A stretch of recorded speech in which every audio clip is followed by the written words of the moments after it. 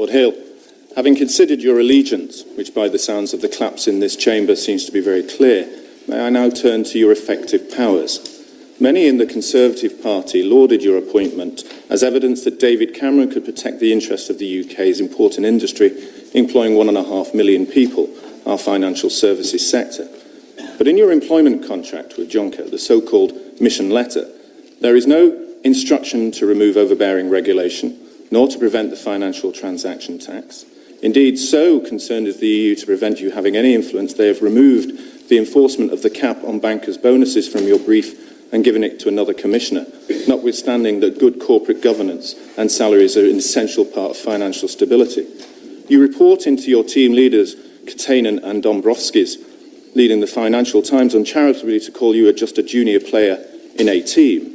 You can be overruled at any moment, not just by those commissioners, but by more senior people such as President Juncker. Doesn't this simply show that you have no power or influence to protect the City of London?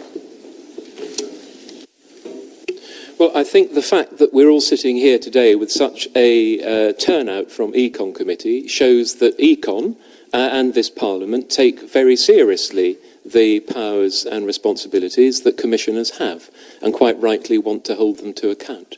So I think to take as a starting point the notion that commissioners do not perform an important job, and that this chamber does not perform, this committee, an important job in holding them to account, is not where I would start from. Also, I have to say that it is clearly not my task, and that is one of the points I have been seeking to emphasise. I accepted this nomination in good faith to come here to work in the general interest as a European Commissioner. I did not come here in order to promote the interests of particular groups. My task will be to make sure we have an effective, well-regulated financial system. My belief is that a well-regulated, properly enforced financial system will be in the interests of financial services everywhere. So I don't see a tension between proper regulation and a successful financial services industry. And so we're clear. I believe that we need to have a strong, successful financial services industry across the whole of Europe, because I think without a strong financial services industry, we don't get the investment and the growth and the jobs that we need.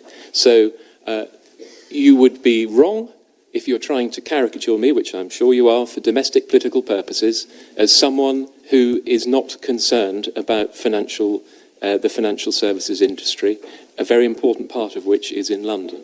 We need a strong financial services industry. I will work to promote that, but I will do that on the basis that for that to succeed, it needs to be properly regulated.